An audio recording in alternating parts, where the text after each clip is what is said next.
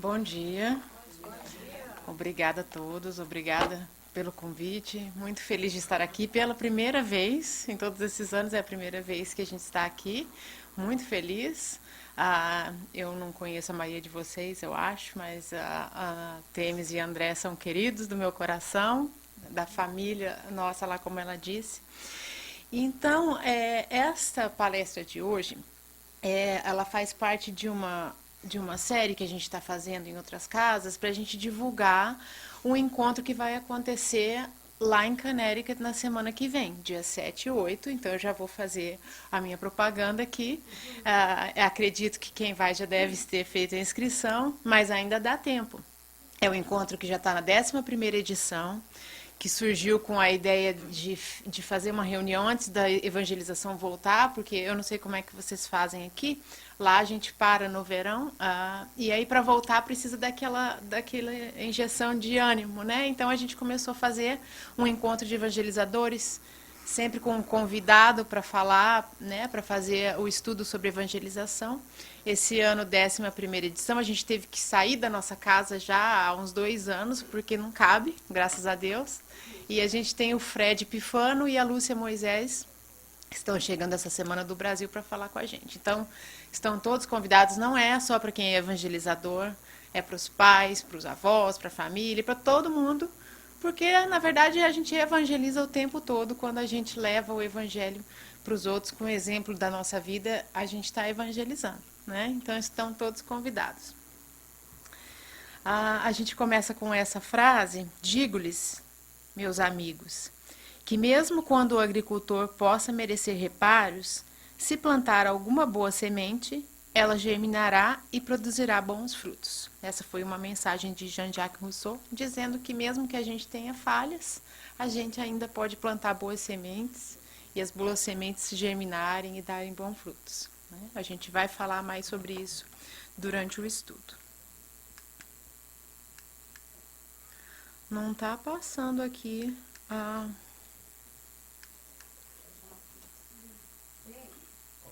Aí, passou. Deixa eu ver se vai e volta. Ah, não, ele está passando lá. Ok. Então, a pergunta 917 do Livro dos Espíritos, Kardec pergunta aos espíritos: qual é o meio de destruir-se o egoísmo? E o espírito Fenelon, ele responde, é uma resposta longa, a gente trouxe só um trecho. O egoísmo se enfraquecerá com a predominância da vida moral sobre a vida material e, sobretudo, com a compreensão que o Espiritismo vos dá sobre o vosso estado futuro real e não desfigurado por ficções alegóricas. Então, a gente precisa se livrar do egoísmo, que é uma das coisas mais tristes que a gente tem na Terra. Então, ele está dizendo aqui que quando a nossa moral predominar sobre o material, a gente vai conseguir se livrar dele. E o Espiritismo é uma ferramenta importante que a gente tem para a gente conseguir alcançar isso. E aí Kardec comenta sobre essa resposta, ele faz um comentário também longo e a gente tem aqui um trecho. Sou eu que estou fazendo isso ou é ele? Acho que sou eu agora. Ok. A educação, convenientemente entendida, constitui a chave do progresso moral.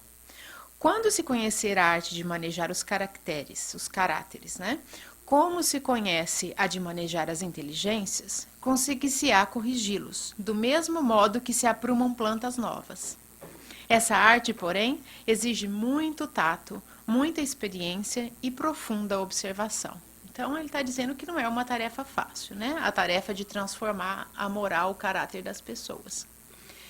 Faça-se com o moral o que se faz com a inteligência e ver-se-á que se há naturezas refratárias, muito maior do que se julga é o número das que apenas reclamam boa cultura para produzir bons frutos. Então, Kardec está falando que se tem almas que são fechadas, refratárias, aquelas que é difícil da gente penetrar, muito, muito maior é o número daquelas que estão ali só precisando de um empurrãozinho, só precisando de uma boa semente para germinar.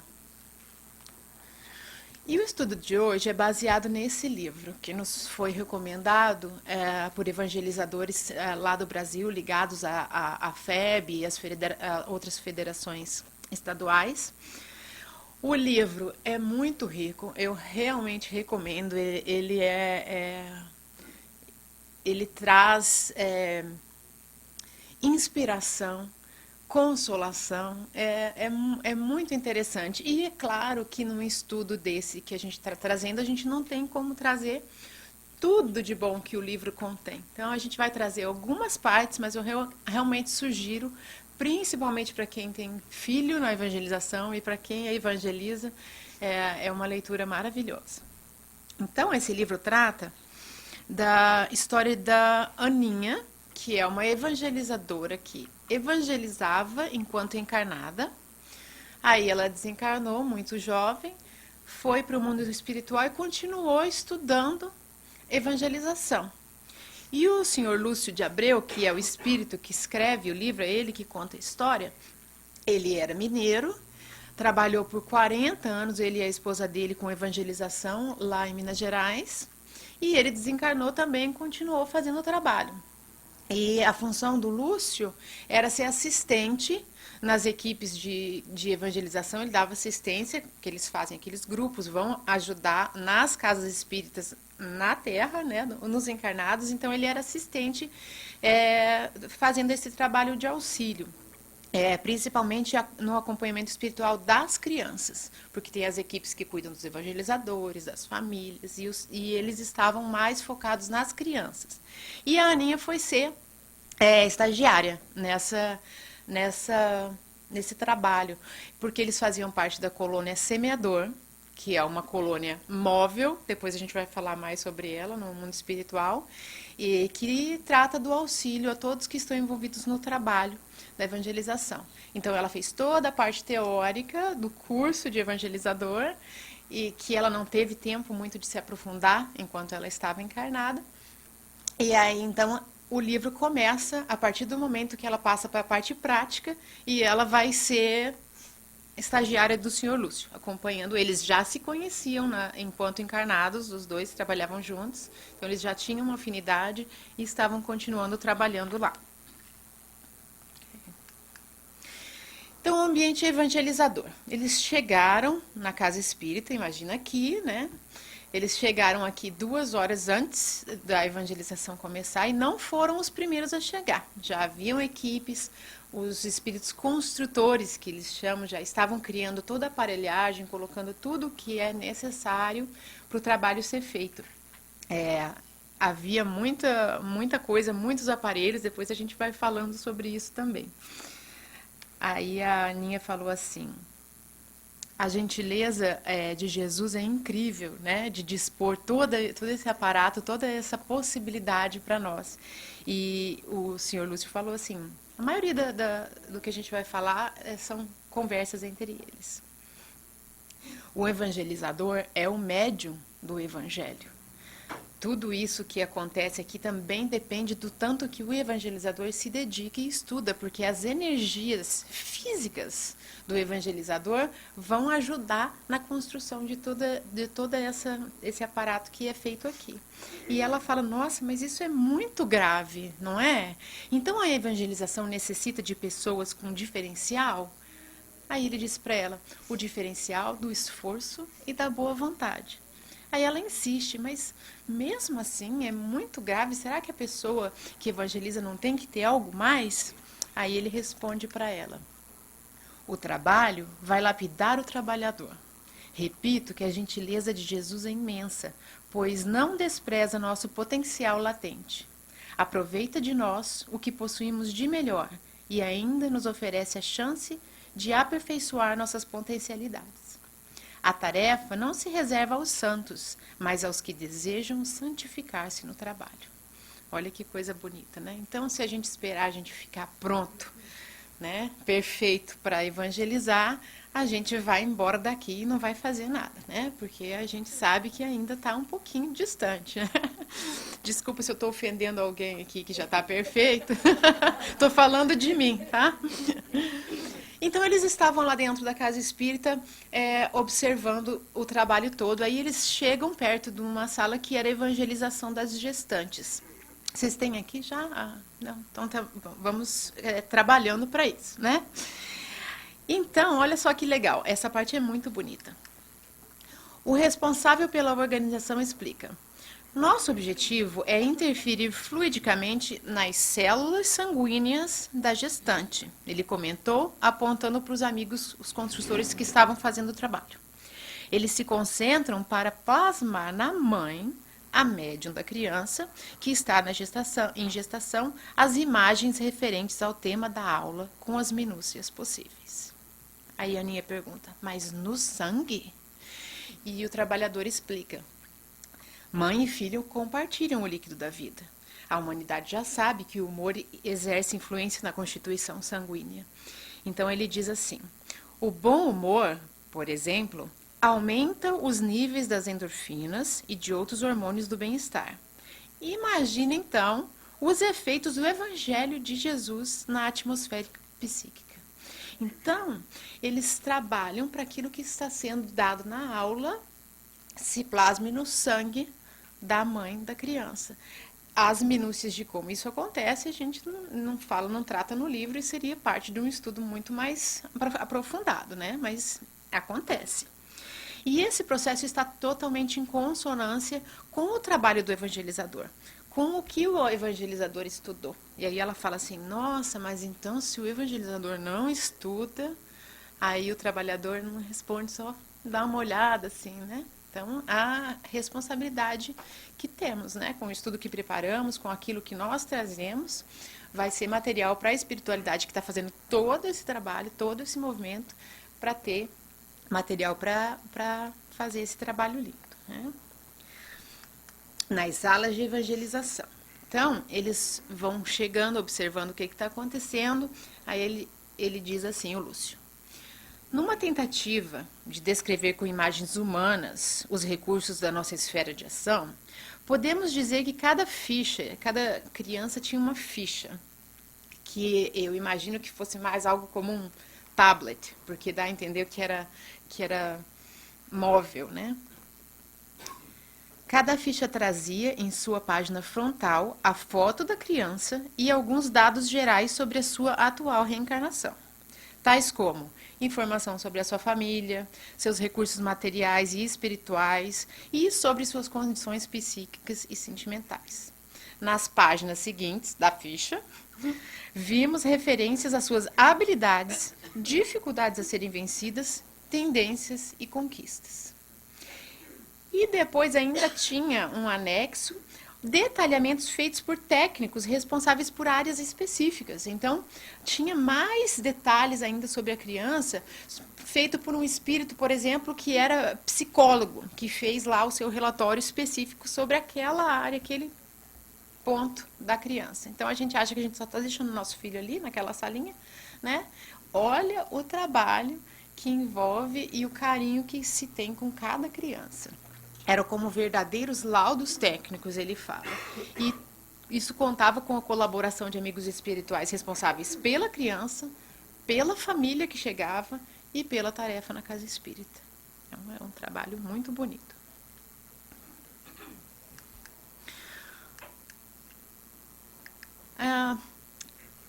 Então, começou a... Eles estavam ainda, né, numa sala de evangelização. A Aninha notou um painel iluminado, que ela disse que ela já tinha participado de reuniões mediúnicas depois que ela estava desencarnada, e ela tinha visto painéis parecidos com aqueles. Era como se fosse um painel assim, só que iluminado. E aí ela, perguntando para ele, né, para o Lúcio, é o mesmo material que é usado na reunião mediúnica. E ele falou: sim, porque o trabalho não deixa de ser, né, um intercâmbio de informação. E aí passariam naquele painel imagens do evangelho e da doutrina que tinham sido preparados pela evangelizadora. E ela ficou, de novo, né, impressionada. Meu Deus, o tamanho da responsabilidade. E ela falou assim: a responsabilidade do evangelizador pode se comparar com a responsabilidade do médium que se prepara para a reunião mediúnica? E aí ele diz assim: A reunião mediúnica é de extrema importância. É remédio salutar para os doentes da alma. Né? E o doutrinador vai conversar, vai tratar e buscar a cura daqueles irmãos que vêm em sofrimento buscar ajuda na reunião mediúnica. Mas ele diz assim, mas a evangelização é nosso Senhor Jesus Cristo vindo ao nosso encontro na pregação do monte. Evangelização salva, minha filha. Chegará o tempo em que evangelizadores, coordenadores, cooperadores, todos, enfim, vamos nos conscientizar da verdadeira significação da tarefa e faremos com total espírito de serviço. Olha que linda essa parte.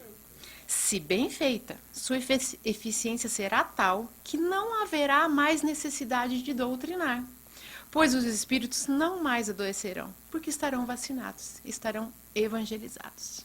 Então, se fizermos de maneira correta, com amor, o nosso trabalho da evangelização, não vai mais ter necessidade da doutrinação na reunião mediúnica, porque não vai mais ter espírito sofredor. Isso é claro que, né, a longo prazo, depois de um grande trabalho. Mas olha que maravilha, se a gente conseguir plantar no coração das crianças, nossas crianças, a sementinha do Evangelho, quando eles estiverem lá, desencarnados, não estarão sofrendo, não é? Reunião de preparo. Então, quando chegaram os evangelizadores, os trabalhadores, antes das famílias, e foram fazer a sua reunião de preparo, né, a sua conversa. E diz que se eles se fizerem prece, começarem a se conectar através da prece, receberam passes individuais. Não passe acontecendo no centro, eles recebiam passes diretamente, né, dos espíritos. E aí a Aninha fala, passe? Enquanto eu era evangelizadora à Terra, não imaginava que receberíamos passes antes da tarefa. E aí Lúcio fala assim, minha filha, enquanto estamos na carne, não temos ideia da ajuda dos benefícios que recebemos. Ah, se soubéssemos quanto, com certeza reclamaríamos menos, exigiríamos menos e trabalharíamos mais. A inspiração, então, ali acontecia o tempo todo, para os trabalhadores, a oração, a leitura que foi feita foi inspirada para que se abrisse naquela página, a oração, tudo que é feito não é por acaso, não é sem auxílio, é tudo inspirado de acordo com o que se planeja fazer naquele dia. Então, quanto mais o evangelizador e o trabalhador estuda, mais fácil fica esse intercâmbio, mais fácil fica da gente receber ajuda para que as coisas corram como tem que ser. E ela reparou que aí, ali, depois que terminaram de se reunir, de fazer suas leituras, muitos dos evangelizadores estavam reclamando, pensando nas dificuldades, que deixaram em casa a família para estar ali, como que foi difícil chegar, como que é difícil estar ali. E isso acaba atrapalhando um pouquinho, né? Então a gente tem que lembrar do que ele disse. Se soubéssemos, se tivéssemos ideia do tamanho da ajuda que recebemos, a gente ia reclamar menos, né? E isso serve também para os pais, né, que vão levar as crianças e acham difícil, e a criança reclama, e é longe de casa, e tem que deixar outros compromissos sociais para estar no centro. Mas olha, eu acho que vale a pena pela ajuda que a gente chega, né? Então aí começa a evangelização. As famílias vão chegando junto com cada família, o espírito protetor de cada criança, de cada família. Então, o tanto de gente que tem no centro é muito maior daquilo que a gente vê, né? Chegavam também companhias não muito felizes junto com as crianças e com as famílias. Muitas eram atendidas, né, desses espíritos mais sofredores, muitos já eram atendidos, aqueles que estavam mais disponíveis a isso, eram atendidos, levados para outras áreas, alguns simplesmente eram impedidos de entrar. E disse que o círculo de proteção na casa nesse dia é substancialmente maior do que nos outros dias. A proteção que a espiritualidade faz em torno da casa espírita. Então, aqueles que não eram convidados a entrar realmente não podiam. E aí chegou então uma menina, agora tem uma historinha da Beatriz.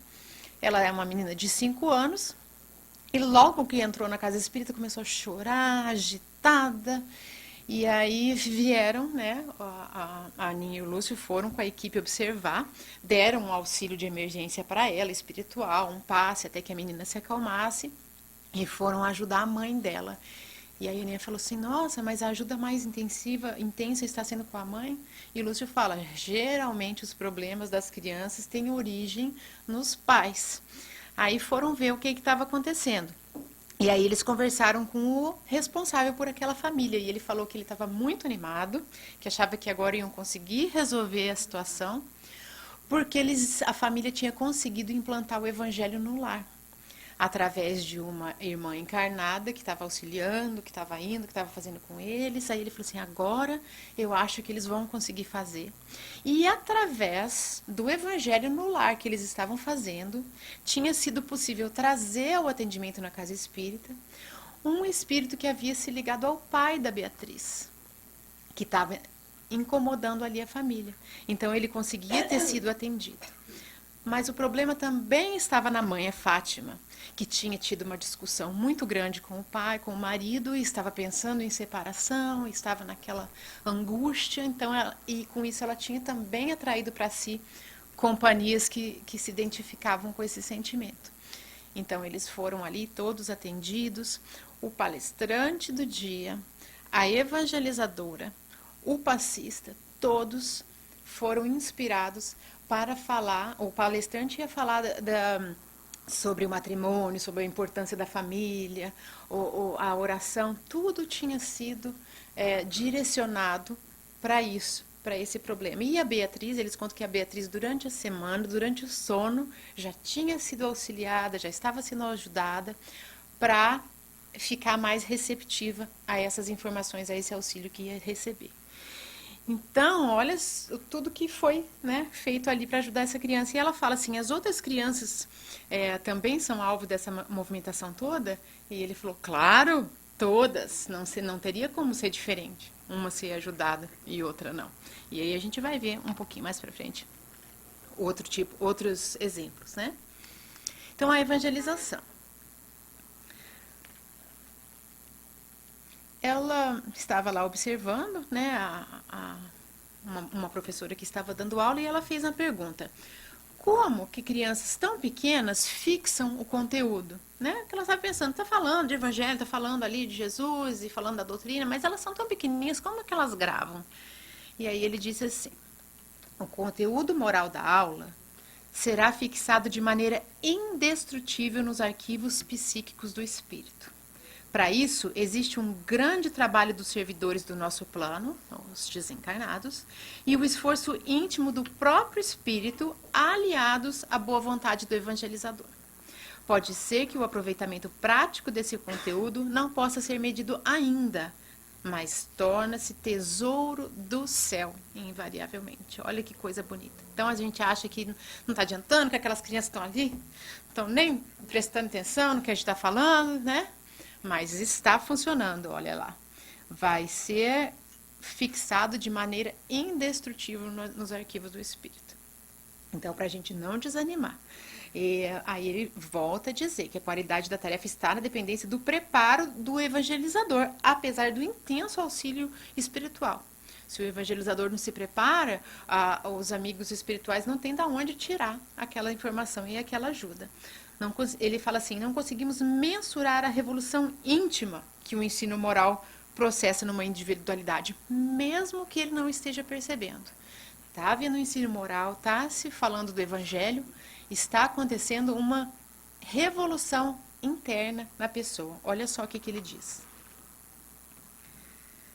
Já observei casos em que o evangelho de Jesus, administrado em forma de evangelização para certo indivíduo, parecia causar dor física, devido aos conflitos da própria criatura. Então a criatura chegava lá, cheia de conflitos, muitas vezes trazendo de outras encarnações uma certa rebeldia, uma certa... não querer falar de Jesus, né? A gente sabe que tem tantos espíritos que foram perseguidos e que reencarnam com aquela raiva. Então a criança chega e recebe o ensinamento moral, ele tem um impacto, ele sofre. Aí ele fala assim, dores de barriga, a criança fica agitada e passa mal, e às vezes a gente não sabe dizer o que é. Mas é isso, é o conflito interno que está acontecendo, que realmente sente até no corpo. E é uma prova de que está funcionando, de que alguma coisa interna está sendo realizada. E aí, enquanto a evangelizadora ela estava falando para as crianças sobre Jesus, conversando com João e Tiago ali na beira do rio, eles estavam trabalhando no barco. E enquanto ela falava sobre eles, quando Jesus estava andando na praia, a Aninha notou que ela ficava mais inspirada e que o cérebro iluminava de maneira suave o cérebro da evangelizadora, e que naquele momento o quadro, aquele painel luminoso também se iluminava, ficava mais brilhante. E ela falou que no ápice da narrativa eles viram pétalas de flores que se formavam e caíam sobre as crianças. Aí ela ficou emocionada, Lúcio também, e ela, Jesus amado. Aí ela pergunta assim: tudo isso que presenciamos se efetuou por causa do nome de Jesus? Ou seja, né, o cérebro da evangelizadora se iluminar, o painel, as flores. Aí ela perguntou, né, emocionada. E olha que linda a resposta que Lúcio dá. O nome de Jesus, Aninha, está de tal modo impregnado por suas atitudes evangelicais, perfeitas, que movimenta multidões espirituais, mundos de vibrações e um infinito poder atuante do bem. Um infinito poder atuante do bem. Só o nome dele. O que posso adiantar é que nossos olhos espirituais, pouco adestrados ainda, não podem visualizar a verdadeira extensão da repercussão do nome do nosso Senhor. Eles estavam vendo pétala cair, estavam vendo o cérebro da evangelizadora se iluminar, e ele disse que ainda não estavam vendo toda a repercussão que estava acontecendo. Em nosso planeta, filha, não existe um espírito sequer que não se sinta tocado por seu nome e pela lembrança, ainda que inconsciente, de Jesus. Porque todos conhecemos Jesus, a gente se lembra dele, né? E por mais que o espírito esteja rebelde, endurecido, revoltado, o nome de Jesus pode até causar sofrimento, mas vai causar alguma coisa. Nenhum é indiferente. E aí ela estava lá, ela estava com a música, que harmonizava o ambiente também, a música facilitava o trabalho deles. Essa parte da música, tem mais detalhes sobre isso no livro, né, que eu recomendo a leitura, que a gente não tinha como falar tanto agora. Aí terminou, a professora fez a sua oração e ela disse assim, ela percebeu que os trabalhadores desencarnados ainda estavam ali na sala, não estavam saindo junto com as crianças. E ela pergunta, os nossos irmãos não vão sair da sala agora? Aí ele diz, ainda vão manter o ambiente por mais tempo, pois as energias que são veiculadas em uma sala de evangelização bem feita são muito preciosas. Serão utilizadas em desdobradas atividades na casa espírita, tanto para o plano espiritual quanto para o plano físico. Tais energias são um tesouro imensurável. Então, as energias que são criadas ali, por causa daquela aula bem dada, né? Aquela energia que são produzida, ele fala que são utilizadas para uma infinidade de coisas do bem. Processo de magnetização, direcionado tanto ao bem-estar orgânico quanto emocional, certas terapias ligadas ao trabalho de desobsessão, higienização mental do ambiente. Então, a energia boa produzida ali naquela evangelização vai ser utilizada para tudo isso. Por isso que aquela equipe ainda continua na sala para cuidar daquilo, recolher aquilo. Um verdadeiro tesouro. Desde que feita com dedicação, boa vontade e esforço, a evangelização é sempre uma ligação direta com as esferas superiores. Olha que bonito. A gente está fazendo ali, dedicado, a gente está ligado diretamente com espíritos que só tem coisa boa para nos trazer. Então aí as famílias foram saindo e os benfeitores vieram falar da Lúcia, que era uma evangelizadora que estava tendo problemas no lar. E o Lúcio e a Aninha, apesar deles serem mais ligados ao trabalho com as crianças, eles acharam que seria interessante para eles, seria proveitoso acompanhar o caso da Lúcia. Então, eles seguem a Lúcia até a casa dela, acompanham ela. Ela mora com o irmão dela, o pai dela já desencarnou, a mãe também.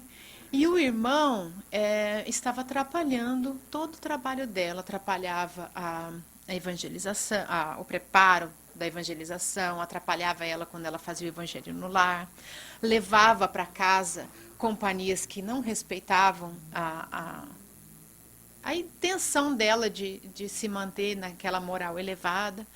Então ela chegou em casa naquele dia, olhou, não tinha ninguém em casa, ficou aliviada, foi fazer a comidinha dela, pensando, eu vou falar para eles que eu não posso fazer isso, eu não sou digna desse trabalho, eu não posso evangelizar, sendo que eu não consigo me harmonizar nem com o meu próprio irmão. Estava bem desanimada mesmo. E eles falaram assim, o desânimo é uma porta de entrada incrível que os inimigos da evangelização adoram utilizar. Então eles foram lá, inspiraram ela, acalmaram, ficaram falando coisas boas, né, na mente dela, inspiraram para que ela fosse fazer uma leitura saudável. Aí ela estava meio arredia, mas acabou indo. Pegou o Evangelho segundo o Espiritismo, abriu. A leitura que ela pegou era Vinde a mim as criancinhas. Aí ela fechou. Meu Deus do céu, será que eu sou capaz mesmo de fazer isso? Aí abriu de novo, estava o Bom Espírita. E ela leu e chamou a atenção dela a hora que falou que o bom espírito é aquele que se esforça, né, apesar de seus problemas. Aí ela foi se acalmando e com essa calma os espíritos foram influenciando a ela que ela orasse. E aí uma hora ela realmente orou com o coração, pediu: Jesus, me auxilia que eu não sei o que fazer. Na hora que ela fez a oração com o coração, chegou todo mundo na casa dela, os amigos dela, o responsável pela evangelização, pelas crianças que ela ajudava, por ela mesma, e todo mundo ficou ali ajudando para ela se inspirar. Então eles contam isso para que a gente veja a importância do trabalho que é feito, né? E aí, inclusive, houve uma equipe que ficou lá para auxiliar o irmão dela, para que continuasse a ela ficar bem, que o irmão pudesse também ser ajudado, né, e não atrapalhar tanto o trabalho dela. Semeador. Semeador é a colônia, né, onde eles estavam lá estudando desencarnados. É uma colônia transitória, eles explicam, que se move conforme a necessidade do trabalho, que é uma coisa difícil para a gente compreender ainda, né? Mas é uma construção espiritual que está no plano espiritual e que durante a história desse livro estava na região de Belo Horizonte. É um lugar bonito, muito calmo, com as cores muito vivas, com flores, né? Sempre que eles falam, a gente não tem como descrever com palavras da terra a diferença que é. As estruturas pareciam ser feitas de cristal, era tudo muito bonito, apropriado para um bom estudo. Tinha lá, onde eles foram se reunir, eles foram para um salão onde tinha as reuniões e ela conta, a Aninha, que tinha um globo terrestre que se iluminava e no mapa estavam demarcadas as casas espíritas e instituições que possuem a tarefa de evangelização. E as cores diversas que ela estava vendo indicavam a abrangência, a seriedade, o comprometimento e a responsabilidade de cada instituição. Então eu imaginei assim, né? Tá lá o globo iluminado, está lá a Caminho da Luz brilhando, né? Bem bonito, azul. Aí a outra casa que não está fazendo direitinho o trabalho, está mais apagadinho, né? Então, como é que nós queremos ver a nossa casinha brilhando lá no globo, né? Vamos trabalhar direitinho para ficar bonito lá. E aí ela contou que nessa reunião que eles tratavam de vários temas. Trataram de temas mais urgentes, de casas que precisavam de auxílio urgente, ou de evangelizadores, ou de alunos específicos. Aí cada um eficientemente foi cuidar da sua tarefa, conversaram sobre os objetivos, sobre projetos que estavam sendo inspirados, falaram de projetos que já estavam sendo inspirados na Terra há décadas e agora é que estavam sendo implementados. E também falaram de outros que estavam estagnados, que não iam, né, que não funcionavam, não iam para frente, que os responsáveis encarnados acabavam se deixando estagnar pelo receio, por orgulho, por tantas coisas que a gente tem, né, aqui. E aí, por causa disso, a Aninha começou a questionar, né? Mas, nossa, é uma ajuda tão grande, é um trabalho tão grande que a espiritualidade faz, e que tristeza que tem esse insucesso, né? Que alguns dos projetos, algumas das coisas que estejam sendo planejadas não vão para frente, né? Aí ela pergunta se isso é por causa da inexperiência das criaturas. E aí o Lúcio fala para ela, realmente, não é fracasso, é um adiamento. Ele fala assim, é como uma criança que está aprendendo a andar, que cai, mas uma hora ela vai conseguir. Então nós estamos encarnados, nós temos os nossos defeitos, os nossos problemas. Então a gente vai, às vezes, por falta de experiência, cometer erros, mas não é um fracasso. Ele falou, não diga insucesso, diga adiamento, porque uma hora isso vai funcionar. Ele falou assim, a porcentagem dos que atinge uma boa cota das metas estabelecidas ainda é muito pequena. Por causa disso, porque nós estamos aqui nessa esfera e nós temos as nossas dificuldades, né? Aí o Lúcio diz para a Aninha, o evangelizador, minha filha, é uma instituição do Evangelho de Jesus em si mesmo.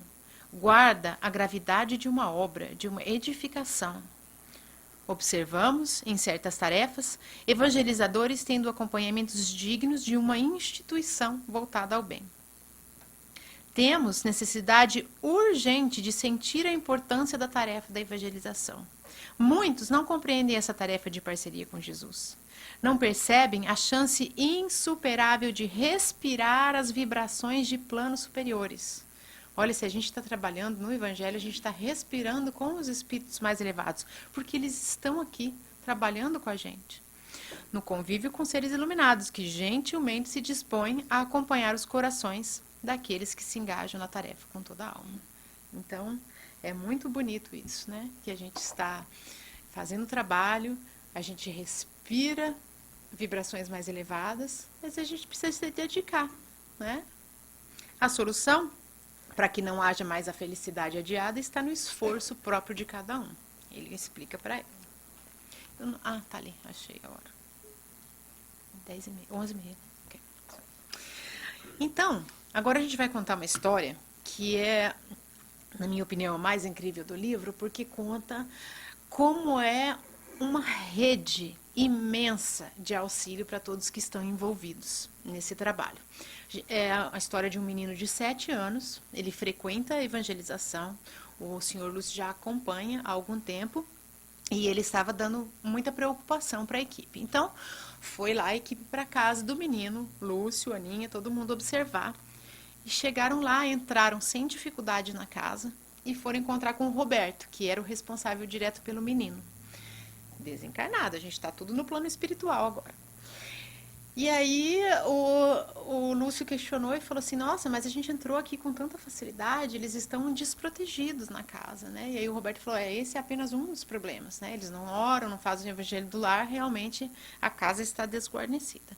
Mas me acompanhe. Aí chegaram no quarto do menino, ele estava agitado, brigando, a mãe tentando segurar, ele gritando com a mãe, e a mãe desesperada, aquela cena triste, né?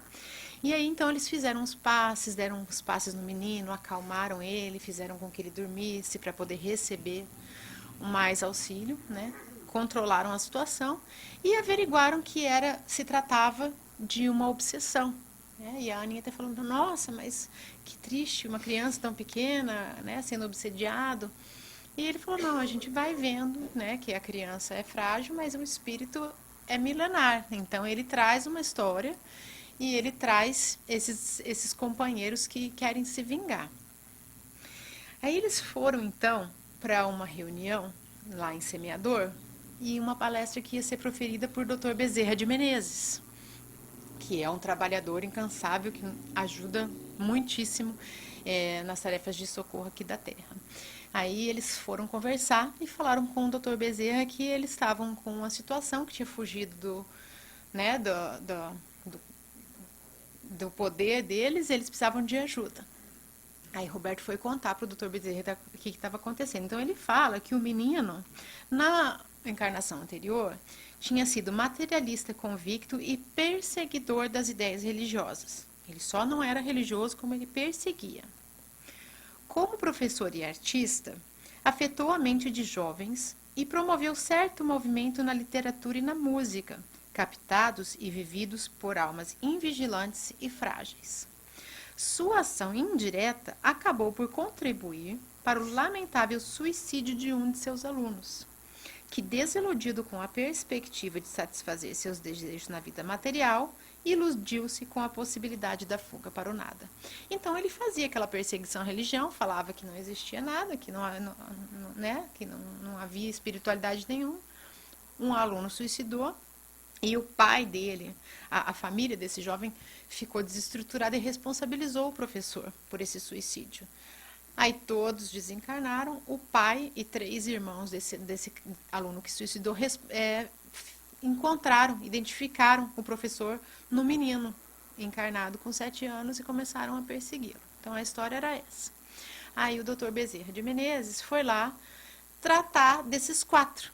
Os 4, o pai e os 3 filhos que estavam ali dificultando a vida do menino. Não conta no livro, e ele fala que isso não é importante para esse estudo específico, o que é que foi feito. Ele falou assim, só que foi feito um trabalho longo, cuidadoso, que conseguiu afastar os 4. Então, resolveu, tirou os 4 obsessores do menino. Aí o doutor Bezerra falou assim, agora era preciso focar na evangelização. Ele não estava mais sendo perseguido, mas precisava evangelizar para que ele pudesse melhorar a sintonia dele, para que ele não se conectasse mais, né, com espíritos assim que fossem atrapalhar. Aí, olha só a história para onde que vai agora. A Camila, que era evangelizadora do menino, estava também com muitos problemas. Então era preciso ajudar a Camila para que a evangelização fosse feita a contento. Vão lá todo mundo, Bezerra de Menezes, a turminha deles toda para a casa da Camila. O Miguel, que era o marido da Camila, havia se ligado a um espírito sofredor que chegou até ele por causa do vício da bebida. Então ele estava lá sendo obsidiado, atrapalhava, não queria que Camila fosse para o centro, não queria que a Camila fosse evangelizadora, estava aquela confusão. Então eles entenderam ali que esse espírito que estava obsediando Miguel, ele estava fazendo isso a mando de um chefe. Tinha outro que estava colocando ele naquela posição ali, em troca dele poder encontrar com a esposa dele. Porque ele tinha o vício do álcool, quando ele estava encarnado, ele sofreu um acidente, porque ele estava alcoolizado, a esposa dele, Rosário, desencarnou, e ele estava ali vivendo aquela culpa, né? E ele queria encontrar com a Rosário, queria encontrar, e o chefe falava para ele, você fica aqui atazanando esse rapaz aqui, que daí eu vou fazer você encontrar com a sua mulher. E vivia aquilo ali. Então, eles foram lá, a equipe com o Dr. Bezerra, encontrar a Rosário, a mulher dele. Ela estava, não com raiva dele, mas ela tinha, assim, certo receio de ouvir falar nele, estava bem sendo tratada. Conversaram com ela, perguntaram se ela queria ajudar. E ela falou que ajudava, que ela achava que ia ser um bálsamo para as dores dela também. Então, tá bom, fica aí esperando que vamos ajudar. A equipe do Dr. Bezerra conseguiu afastar o chefe. A mesma coisa. A gente não vai entrar em detalhes de o que foi o processo que usaram para afastar o chefe, mas ele foi tratado, ele foi levado para reuniões para ser atendido. Aí chegaram na casa da Camila de novo e do Miguel. O marido da Rosário estava lá meio perdido, porque fazia um tempão que o chefe não aparecia. Ele estava lá, meio sem saber o que fazer. Aí o doutor Bezerra apareceu para ele. E falou assim, oi, como é que você tá? Ah, quem que é você? Eu tô esperando meu chefe aqui com notícias, nada, ninguém aparece nada. Ele, eu sou Adolfo. Que é verdade, o nome dele é Adolfo Bezerra de Menezes. Você tá aqui, eu entendo a sua aflição, você quer encontrar com a sua esposa, não é? Ele, é mesmo, foi o meu chefe que mandou aqui? Aí ele falou assim, o chefe de todos nós me mandou aqui. Ah, tá. Então vamos com a gente que você vai encontrar sua esposa hoje. Aí ele falou, mas e quem vai ficar no meu lugar? Ah, o Lúcio aqui, ó, tá aqui, ele vai ficar aqui no seu posto. Mas o chefe sabe dessa troca? Ah, o chefe de todos nós sabe de tudo. E aí ele acabou cedendo e foi levado então para o centro, para a casa espírita que eles eram vinculados. Naquela reunião mediúnica daquela noite, ele ia ser atendido, auxiliado e ia encontrar com a Rosário, com a esposa dele. Então, eles descobriram que o chefe, que foi atendido primeiro, era um antigo desafeto da Camila, que estava utilizando do marido da Rosário, que não tinha nada a ver com ninguém ali, nem conhecia, só para atrapalhar a Camila. E também estava sendo ajudado por um desafeto do menino, que não queria que a evangelização dele funcionasse. Então todo mundo foi. As coisas foram ajeitadas, né? Os obsessores foram todos tratados. O Miguel, o marido da Camila, recebeu auxílio, recebeu passes. Tudo isso para que aquele menino fosse evangelizado de maneira correta. Então, olha o tamanho da teia de ajuda. Chegaram lá, a doutora Bezerra chegou porque tinha um menino que estava com problema. Fizeram tudo isso, foram lá procurar a Rosário, foram lá procurar o chefe, para que houvesse a evangelização correta. Então, imagina, né? O que não é feito na nossa casa quando a gente, né, vai. Se a gente está com problemas às vezes na nossa casa, nossa, né? Como é que eu vou fazer para evangelizar? Mas não sai não, porque a sua vida está sendo trabalhada, está tendo gente que está ajudando, né? E a mesma coisa para quem tem os filhos que estão vindo, né? Aí a Aninha fica encantada. Ela fala, nossa, é uma verdadeira teia de auxílio para chegarmos até a criança. E o Lúcio fala assim, e estamos tratando de uma criança. Ele falou, isso acontece com todas, não duvide. E aí ela fala, mas como poderiam os encarnados ajudar nessa complexa tarefa que observamos? Aí chega na gente, né? O que a gente faz para ajudar nessa maravilha toda que está acontecendo? Disponibilizando fluidos, por exemplo, mas fluidos salutares, filhos da disciplina e da renúncia. Então, quando nós estamos aqui, a gente sabe que nossos fluidos auxiliam no trabalho, mas a gente tem que estar fornecendo fluidos bons, saudáveis, né? Poderiam também manter-se mentalmente disponíveis, cultivando a prece e bons pensamentos, pois às vezes despendemos enorme tempo procurando um bom médium que nos registre a inspiração para o trabalho a fazer. Às vezes eles querem ajudar, eles estão ali tentando e não há uma alma que está ligada com eles para receber aquela informação, aquela ajuda. Poderiam se habituar a pensar com mais carinho e interesse nos amigos de tarefa, para que o elo entre eles se fortalecesse, de tal modo que a nossa interferência por um movesse a todos no auxílio. A união do grupo, né? Tão importante. Poderiam estudar com mais afinco, de maneira a granjear mais e mais simpatias na esfera espiritual, edificando em si mesmos recursos indispensáveis no intercâmbio intuitivo. Poderiam se conscientizar da importância e da gravidade da tarefa, de modo que compreendessem a responsabilidade que têm com aqueles que evangelizam, interessando-se por todos eles. Então, olha só como que a Camila era importante na vida do menino, né? Como que o trabalho dela ia ser importante na vida dele para que ele se livrasse daquela confusão toda e pudesse crescer de maneira saudável, né? Aí ele fala, assim seria possível ao evangelizador fazer parte dessa imensa teia de auxílio. Quantas vezes poderíamos conduzi-lo conosco em nossas atividades, quando em repouso do corpo físico? Imagina se a gente estiver em sintonia, quando a gente vai dormir, a gente ainda pode continuar trabalhando, né, com eles, aprendendo, ajudando, né? Tudo seria mais fácil se a gente estiver bem preparado para a gente fazer essa troca, né, com a espiritualidade.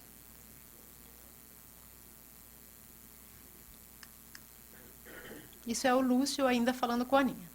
Ainda hoje, lidamos com muitos amigos que consideram a tarefa da evangelização um sacrifício, exigindo-lhes enormes lutas. Mas isso só ocorre porque ainda não percebem a cadeia de auxílio que se forma em torno daquele que se propõe a evangelizar. Não veem que do céu uma cachoeira de bênção e de luzes desce ao seu encontro, e que espíritos iluminados se interessam por sua sorte. Espíritos iluminados se interessam pela sua sorte. Gente, se você está trabalhando, não está sozinho, fazendo a tarefa ali, sozinho, sofrendo. Vem em grupo enxugar suas lágrimas, os espíritos iluminados, inspirar-lhe nas dificuldades e dividir, enfim, o peso de sua cruz, como sirineus enviados pelo próprio Jesus. Sirineu foi o homem que ajudou Jesus a carregar a cruz, um trecho do caminho. Então, a gente tem muito auxílio, muitos espíritos amigos querendo que funcione, querendo que a palavra de Jesus se espalhe pela terra. E aí quem que é o meio para isso? O evangelizador, o pai, a família. Né? Então o auxílio é muito grande para que isso... Né? E aí ela fala, eu entendo isso, mas as dificuldades são tantas na terra, né? Tem tanta coisa que impede. E ele fala assim, sem dúvida que existem muitas dificuldades. Porque a gente está no planeta, né? A condição do planeta, as nossas condições íntimas impõem realmente muitas dificuldades. Porém, muito, mas muito maior é o auxílio. Então, a gente não pode se deixar intimidar pelas dificuldades. Aí, terminou, né, o trabalho ali, aquela parte do trabalho que eles fizeram, voltaram para Semeador, para a coluna espiritual, estavam lá reunidos na conclusão daquela fase do curso da Aninha, e chega um responsável pelo curso de evangelização e dá à Aninha um certificado e um convite para que ela faça realmente parte efetiva da equipe. E ela fica muito emocionada e vai abraçar o senhor Lúcio, e ela diz para ele, será que eu estou capaz, será que eu sou apta de fazer parte dessa equipe? E olha o que ele diz para ela. Minha filha, creia no governo atento de Jesus nos trabalhos. O mestre não erra. Se ele aprova chamá-la, a você cabe a humildade de aceitar, pois o trabalho só busca o trabalhador que está apto a exercê-lo. Então, assim, eu não estou pronto? Não, se caiu na sua mão é seu. Não foge, não. A gente trouxe um texto aqui de Leon Denis, num livro Depois da Morte. Todas as chagas morais são provenientes da má educação. Reformá-la, colocá-la sobre novas bases, traria à humanidade consequências inestimáveis. Instruamos a juventude, esclareçamos a sua inteligência, mas, antes de tudo, falemos ao seu coração. Ensinemos-lhes a despojar-se das suas imperfeições. Lembremos-nos de que a sabedoria por excelência consiste em nos tornarmos melhores. Então, Leonine nos fala, vamos sim colocar o jovem na escola, né? Melhorar a intelectualidade deles para que eles possam fazer grandes coisas pelo mundo, mas não vamos nos esquecer de cuidar do coração deles, porque a gente vai ser sábio quando a gente for melhor. Né? E é muito importante que os pais estejam envolvidos nisso, gente, porque a evangelização na casa espírita é 1 hora e meia por semana.